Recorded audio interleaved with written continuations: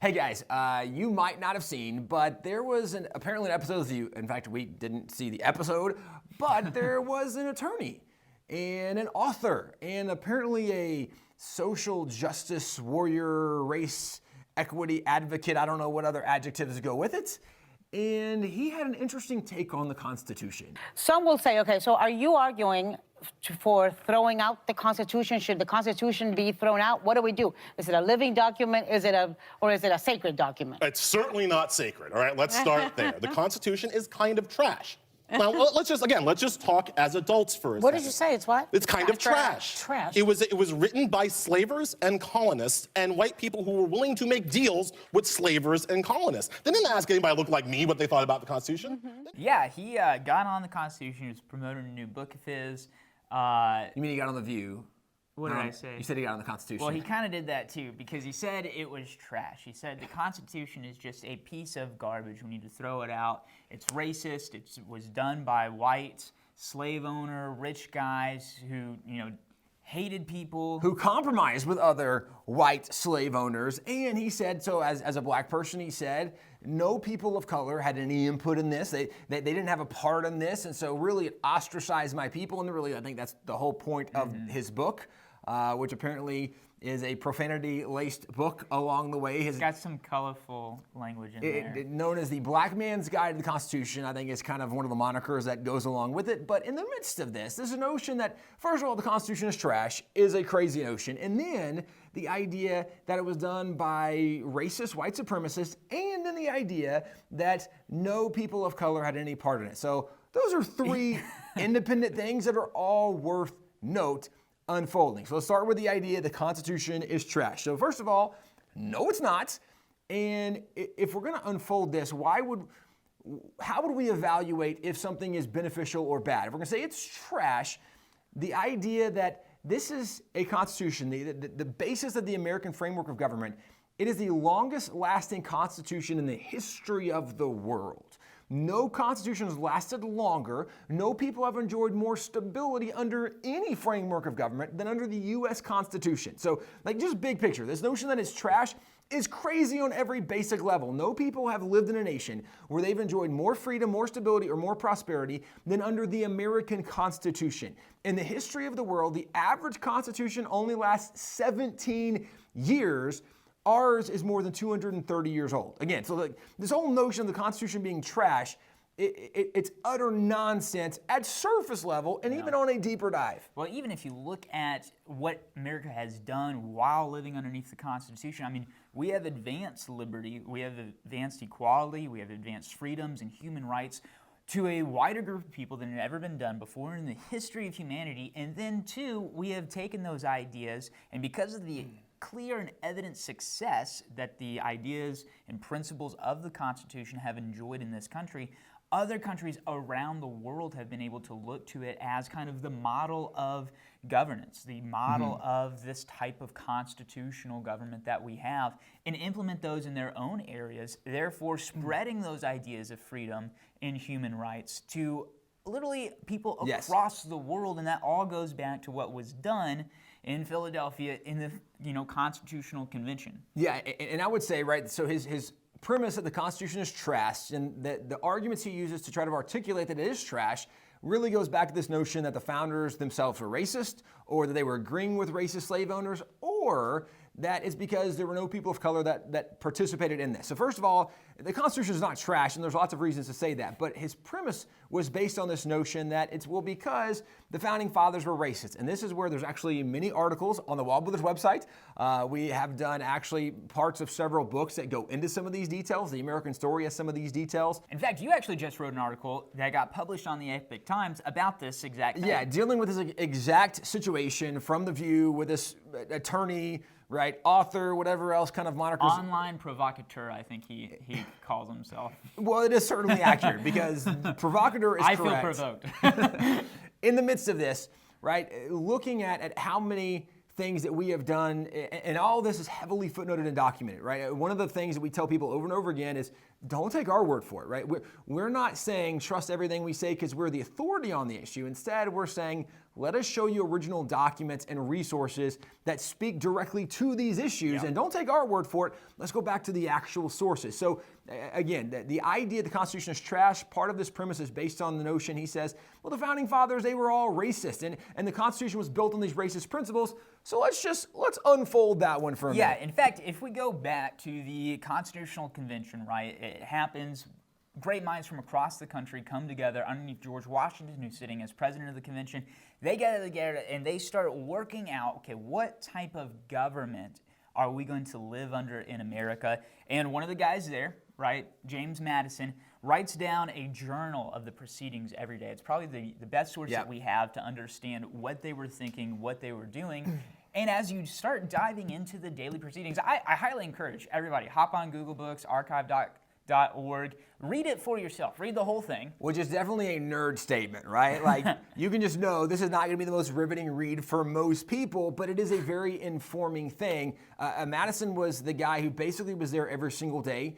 He was a part of so many of the conversations, and because he took extensive notes, his notes from the convention are the most complete document you can read that will fill in the details and gaps of what happened.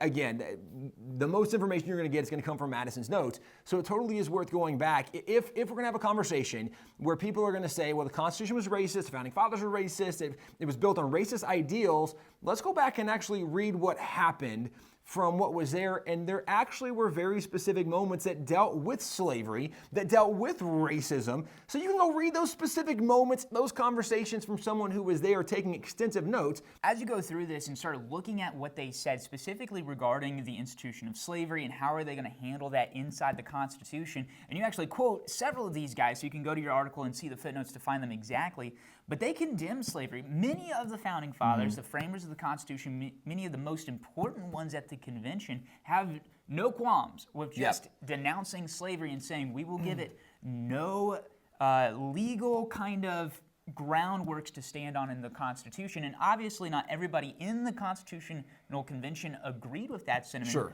But by and large, the majority of the very influential and the majority of the leaders of the guys at the convention, like James Madison, like many of the others, denounced slavery, and they took very deliberate steps to make sure slavery wasn't mentioned by name in the Constitution, and really kind of set up the stage for total emancipation and abolition, which many of the northern states did, even at an earlier time, immediately after the Declaration of Independence, and then shortly thereafter the Constitution. Basically, by 1804, every single northern state had either entirely abolished slavery or passed laws for the gradual abolition of it.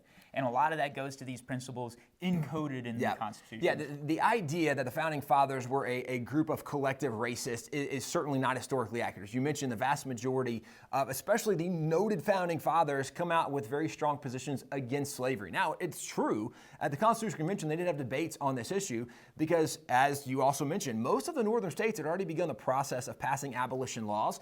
Many of the southern states were actually interested in protecting slavery in their states, and so this was an issue of contention, and the overarching theme agreed by the Founding Fathers was the most important thing was that we became a nation, and then the issue of slavery would be worked out going forward in this nation, but let's become a nation first. And this is where they did put a provision in the Constitution that said that we're not going to abolish slavery or actually even the import of slaves for 20 years, and they used special wording so that it, again, didn't mention slavery, but dealing with this issue of the importation of slaves, they said it's going to be 20 years before we ban that, and this was a compromise. At a federal level, because most of the states had already banned it at that point. Correct. And this is where, again, some of the Southern Founding Fathers were interested in saying, hey, you know, the slavery is kind of a big deal for our economy, it's a big deal for our states, and so you had the majority of the Founding Fathers who decided to compromise and say, okay, you know what, we're going to say for 20 years, from a federal level, we won't pass any laws for 20 years banning the importation of slaves or banning slavery from a federal level. Again, this is big picture. The point is there was a disagreement about this. However, this doesn't mean that the Constitution itself was defending or promoting slavery, and this is where it becomes even significant. You mentioned major founding fathers that came out against us. Let me start there. So we have actually several letters pretty much from every signer of the Constitution. We have documents from them. But when you look at the authors of Federalist Papers, right? John Jay, one of the chief authors of Federalist Papers, or James Madison, we have writings from James Madison and Alexander Hamilton, which I'm pretty sure we've done some episodes on the Federalist Papers getting into these guys. But when you look at some of the noted names from the Constitutional Convention, or guys promoting the passage, the ratification of the Constitution, that's what the Federalist Papers were for New York.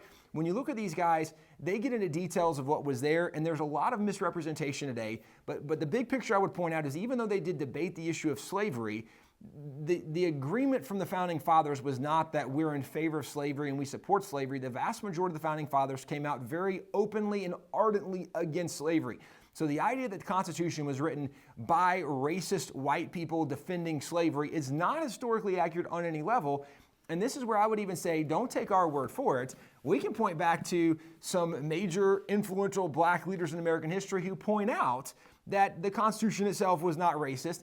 And one of those individuals was Frederick Douglass. That's right. Frederick Douglass, if you recall, he was actually born into slavery. He grew up as a slave. He escapes to the North and eventually becomes one of the leading kind of figures behind the anti-slavery abolition movement in the years leading up to the Civil War. And he's definitely himself a massively intelligent constitutional scholar. I mean, he took years to sit down, read the sources, read Madison's debates. I mean, he did the work himself. Well, and let me preface, part of the reason we know he did that, and I don't know, I mean, obviously we both know this, but just in case anybody watching, you might not have heard this yet.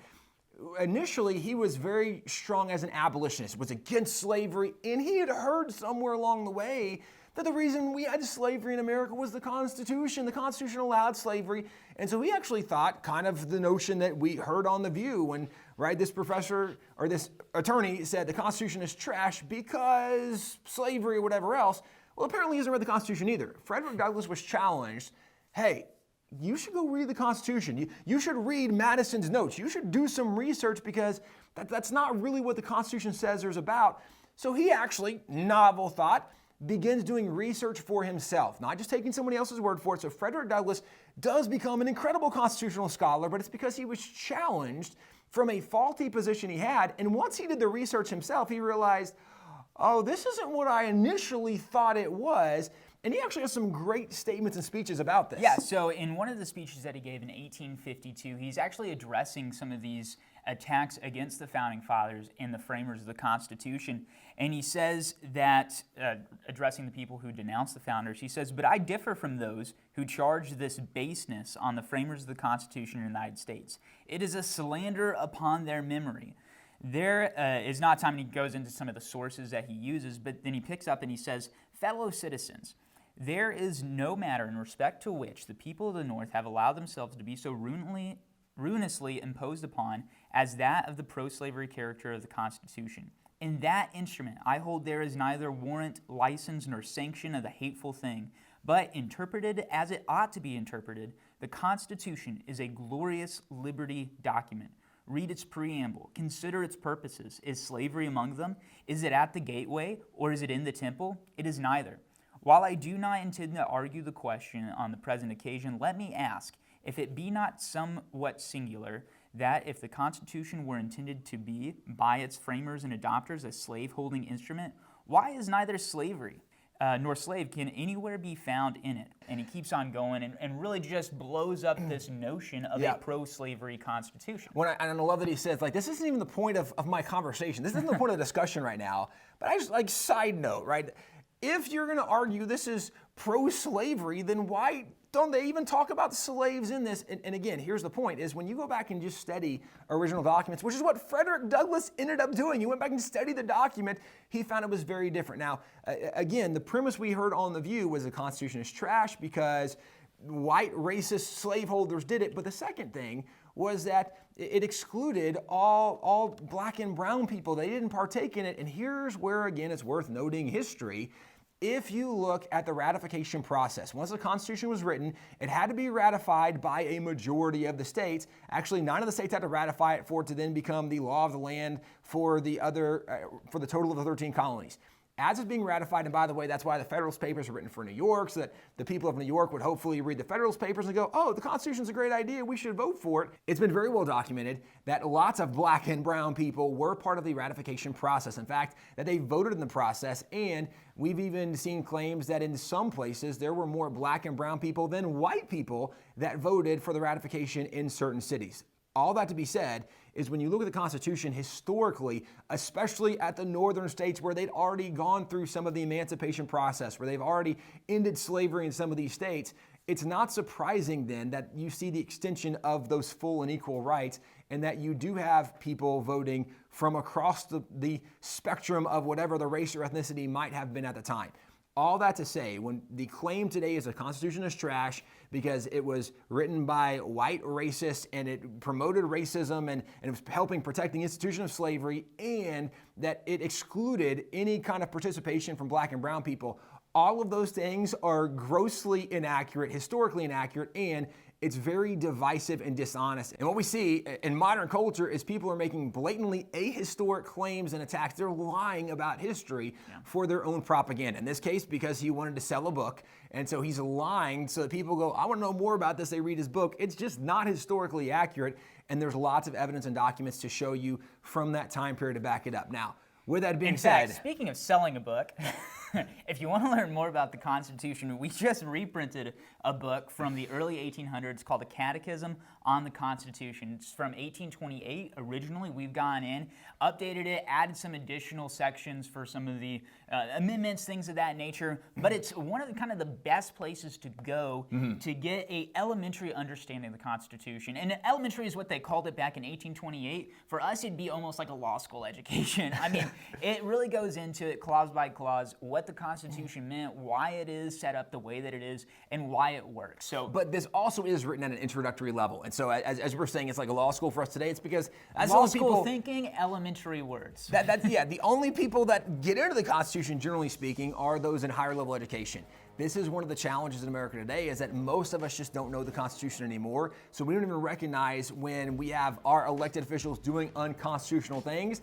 If we know the Constitution, it's easier to hold them accountable, and it's easier to know the kind of people we should be electing, and it's also easier to spot lies that are espoused by whatever kind of social justice warrior, provocateur, author, attorney, whatever the situation is. When people are saying things that are blatantly untrue about the Constitution, if you know the Constitution, it's a lot easier to identify the lie. One of the great ways to reintroduce yourself to the Constitution is by this early catechism. Again, we've reprinted it, we modernized some of the language so you don't have to worry about the Old English and some of the spelling in most cases and situations. Nonetheless, it's a great introduction for you to get back to learning and knowing the Constitution. The bottom line is no, the Constitution is not trash.